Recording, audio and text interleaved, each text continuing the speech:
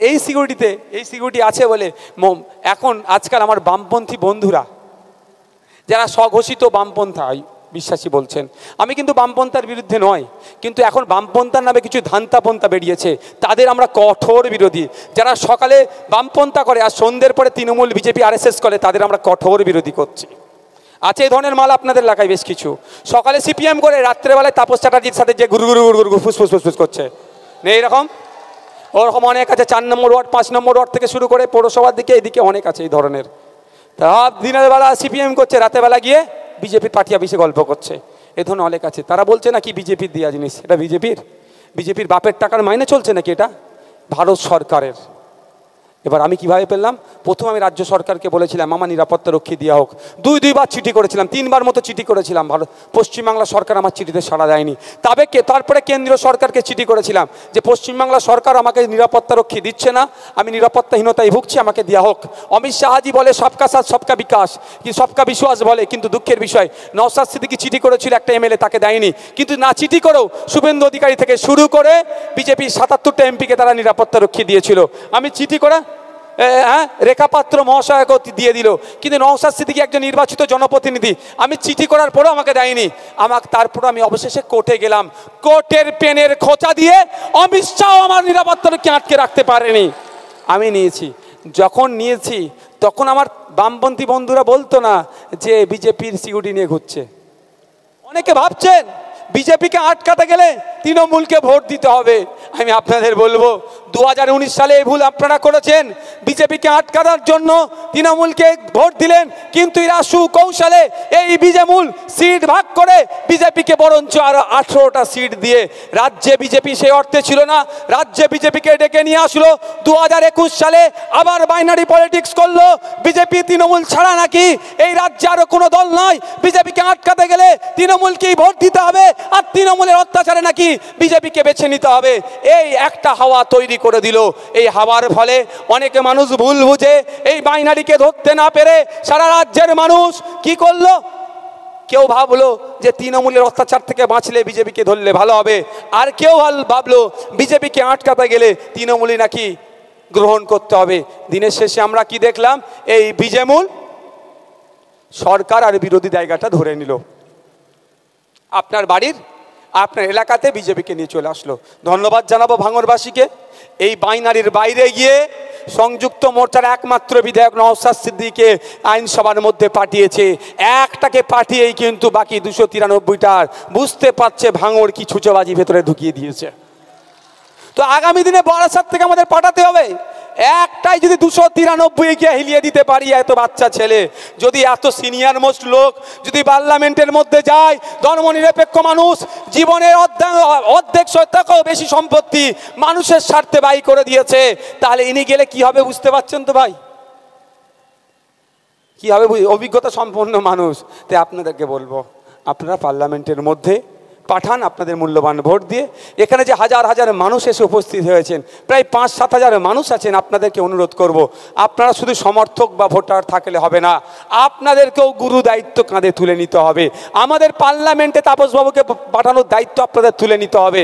এখান থেকে ফিরে যাবেন এক একজন দায়িত্ব নিয়ে কমসে কম 10টা ভোটারকে বিজেপি তৃণমূল তথা বিজেমূল থেকে মাইনাস করে খাম চিহ্নের পক্ষে আনতে হবে আগামী জুন মাসের 1 তারিখে, যাতে করে আপনারা দায়িত্ব নিয়ে কম করে 10টা ভোটারকে বিজেপি তৃণমূল থেকে মাইনাস করে খাম চিহ্নে আনা যায়, তার দায়িত্ব নিতে হবে। হবে ভাই? হবে? তাহলে আজ থেকে আপনাদেরকে দায়িত্বশীল কর্মীর ভূমিকা পালন করতে হবে। আপনারা ভোটার সমর্থক শুধু থাকলে হবে না। বন্ধুগণ, আপনাদের উদ্দেশ্যে বলি, আপনারা যদি একটু সজাগ সতর্ক হন, অনেকটা হবে, অনেকটা আমরা এগিয়ে যেতে পারবো। আর এখনো যদি ভাবেন, যারা ভাবছে তৃণমূলকে ভোট দিয়ে বিজেপিকে ঠেকাবো, এই বিধাননগরের কথা ভাবুন না, ওনার নামটা কি গো, সব্যসাচী মহাশয়ের কথা, কখন কোন দলে আছে বোঝা মুশকিল। হ্যাঁ মনে আছে তো, কখন কোন দলে আছে? সে তো জানি, বড়োর ওপরে যদি কিছু থাকে সেটা, বড়োর ওপরে যদি কিছু থাকে সেটা, এরা এই সিন্ডিকেট রাজ বন্ধ করতে হবে। আপনার জায়গা, আপনার দলিল, আপনার কনভার্সন সার্টিফিকেট, আপনি পঞ্চায়েত বা পৌরসভা থেকে আপনি রসিদ কেটে আপনি বাড়ি বানাচ্ছেন, এই চোরের দলেরা ভিখারির মতো এসে আপনার দ্বারের সামনে হাত পাচ্ছে, এত টাকা দাও নাহলে ঘর আটকাবো। এই সমাজ ব্যবস্থাকে ধ্বংস করব আমরা, এটাকে ধ্বংস করব। আর এই জন্যই ওরা ভয় পাচ্ছে। ওই জন্য কি কাকুলিদিরা আমাদের নামে বলছে ওরা অস্বীকারী, ভয় পাচ্ছে তো আমাদেরকে। আমাদের ভয় পেলে চলবে না। আর কেউ তৃণমূলের অত্যাচারে অনেকে ভাবছে এই তৃণমূল অত্যাচার করছে, এই বড় চোর ছোট চোর কি বলছিলেন না এক্ষুনি, এই বড় চোর ছোট চোরদের হাত থেকে বাঁচতে হবে, সেই জন্য নাকি বড় ফুল এদেরকে জব্দ করবে ভেবে অনেককে বিজেপিকে ভোট দিচ্ছেন। তাদের উদ্দেশ্যে বলবো 2019 সালে ভোট দিলেন, 2021-এ ভোট দিলেন, আবার 2024-এ ভোট আর এই ভুল কাজ করবেন না। কারণ এটুকু দেখুন, যাদেরকে আপনি হাত শক্ত করছেন, যে এই হাতটা শক্ত করা দরকার, এই তৃণমূলের অত্যাচার থেকে বাঁচতে চাইছেন, সেই কিন্তু মমতা ব্যানার্জির বাড়িয়ে দেওয়া চা ওই হাতে তুলে খাচ্ছে। ভাই ভুল বলছে নাকি? আর আইএসএফ, আমি আইএসএফের চেয়ারম্যান, রাজ্য কমিটির মেম্বার, আমরা বারবার একটা কথা বলে আসছি, আমরা ওই দিনকেই মমতা ব্যানার্জি ওই দিনকেই বড় নেতার সাথে বসে চা খাবো যেই দিন দেখবো বুথের স্তরে Trinamool, BJP, CPM, Congress, ISF কে কোন দল করছে সেটা দেখার দরকার নাই। বুথের নেতৃত্বরা শান্তির সাথে, সম্প্রীতির সাথে, ঐক্যের সাথে যে যার দল করছে সেই দিন মমতা ব্যানার্জির সাথে বসে চা খাবো, তার আগে নয়। আমি নবান্নে বসে চা খাবো, আমি বিধানসভায় বসে চা খাবো, আর বুথের লাউহাটিতে আমার কর্মীর মেরে মাথা ফাটাবে, ভাঙড়ে আমার কর্মীদেরকে শহীদ করে দেবে, আর মমতা ব্যানার্জির সাথে বসে আমি চা খেতে পারবো না ভাই। কিন্তু শুভেন্দু অধিকারী কিন্তু বসে চা খেয়েছেন। যারা ভাবছেন, অনেকে ভাবছে মাইকের আওয়াজ অনেক দূর যাচ্ছে, মিডিয়ার মাধ্যমে বলছি, যারা ভাবছেন তৃণমূলের হাত থেকে বাঁচতে গিয়ে, অত্যাচারের হাত থেকে বাঁচতে গিয়ে শুভেন্দু অধিকারীর হাতকে শক্ত করি, এটা ভুল করছেন।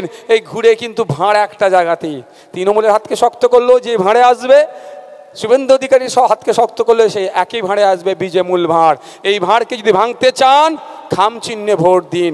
এই ভাঁড়কে যদি ভাঙতে চান, খাম চিহ্নে ভোট দিয়ে খামের হাতকে শক্ত করুন, অন্যায়কে বন্ধ করে দেবে। ভাই আমি আস্তে আস্তে আপনাদের এই 2-3টে মোড় আগে ওই রাজার ওই লাইনটাতে, জায়গাটার নাম কি, এই চৌমাথা থেকে ঠিক বাঁ দিকে ওটা দাঁড়িয়ে একটু চাটা খাচ্ছিলাম। দুটো ইয়াং ছেলে চায়ের দোকান লস্যি লাগিয়েছে, রাস্তার উপর হচ্ছে না ছোটো ছোটো স্টল, তো লাগিয়েছে। আমি তাদেরকে চা খেতে খেতে জিজ্ঞাসা করলাম, ভাই আপনার নাম কি, হ্যান কি, পরিচয় হতে হতে উঠে আসলে দুই ভাই গ্র্যাজুয়েশন পাস করা ছেলে, অনার্স পাস, শুধু পাস করছে না, অনার্স কোর্স নিয়ে, একজন হিস্ট্রিতে অনার্স করেছে, একজন বেঙ্গলিতে অনার্স করেছে। আমি অবাক হয়ে গেলাম, তারা দু ভাই, একজন লস্যি বিক্রি করছে আর একজন চা বিক্রি করছে। বুঝতে পেরেছেন আমাদের রাজ্য কোথায় এগিয়ে যাচ্ছে? বলছে রাজ্য এগিয়ে যাচ্ছে, রাজ্য ধ্বংসের দিকে এগিয়ে যাচ্ছে, রাজ্য এগিয়ে যাচ্ছে, রাজ্য চুরির দিকে এগিয়ে যাচ্ছে, রাজ্য এগিয়ে যাচ্ছে কামদুনি মা বোনেদের উপরে অত্যাচারের দিকে এগিয়ে যাচ্ছে, রাজ্য এগিয়ে যাচ্ছে সন্দেশখালীর মতো মা বোনেদের উপরে অত্যাচারের দিকে এগিয়ে যাচ্ছে, রাজ্য এগিয়ে যাচ্ছে বাচ্চাদের মিড ডে মিল থেকে চুরি করার দিকে এগিয়ে যাচ্ছে, রাজ্য এগিয়ে যাচ্ছে গরিবের রেশন চুরিতে এগিয়ে যাচ্ছে। রাজ্য কিন্তু শিক্ষাতে এগিয়ে গেল না, রাজ্য চাকরিতে এগিয়ে গেল না, রাজ্য মানুষের যে ন্যূনতম মজুরির বৃদ্ধি করা যাবে সেই দিকে এগিয়ে গেল না। তাই ওখান থেকে এতটুকু আসলো। আপনারা কদিন আগে শুনেছিলেন মমতা ব্যানার্জির এক ভাইপোর বিয়ে হচ্ছিল পাহাড়ে, প্রায় 130টা ডক্টর নিয়ে গেছিল না, এই ধরনের কটা ডক্টর নিয়ে গেছিল, ওটা নিয়ে খুব আলোচনা হয়েছিল তো ভাই। তারপরে তৃণমূলের পক্ষ থেকে যুক্তি কে দিয়েছিল, জেড প্লাস সিকিউরিটিতে ডাক্তার থাকে, বেশ ভালো কথা। একটা ভাইপোর বিয়েতে এত ডক্টর গিয়েছিল, ভাইপোর তো ওনার অভাব নেই, উনি ওনার ভাইপোদের কথা অনেক ভাবে এত ডক্টর নিয়ে চলে গেলেন বিয়ে বাড়িতে, কিন্তু আমাদের ভাইপোদের কথা মমতা ব্যানার্জি একবারের জন্য ভাবছে না। তাই জবাব দেওয়ার সময় এসেছে। মমতা ব্যানার্জি যদি তার ভাইপোর কথা ভাবে, আমরাও আমাদের ভাইপোর কথা ভাববো আজ থেকে। ওখানে বলেছে কি জেড প্লাস সিকিউরিটির জন্য অত ডক্টর গিয়েছে। তাহলে মমতা ব্যানার্জি, আমরা যতটুকু জানি আমাদের সাথে সিকিউরিটি তো আছে,